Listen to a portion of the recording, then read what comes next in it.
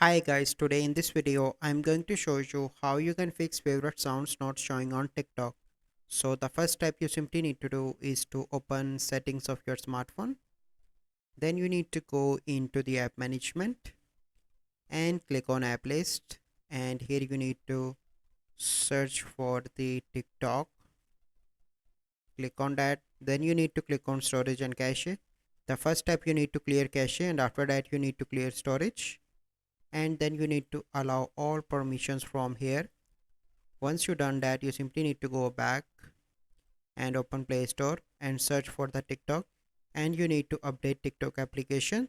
Once you've done that, you simply need to go back and log in into your TikTok account. Once you've done that, you simply need to click on profile and click on three bars and click on settings and privacy.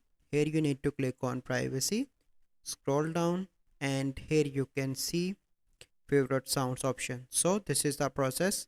I hope you find this video helpful. If you find this video helpful, must like this video, subscribe to our YouTube channel for future videos. We'll see you in the next video.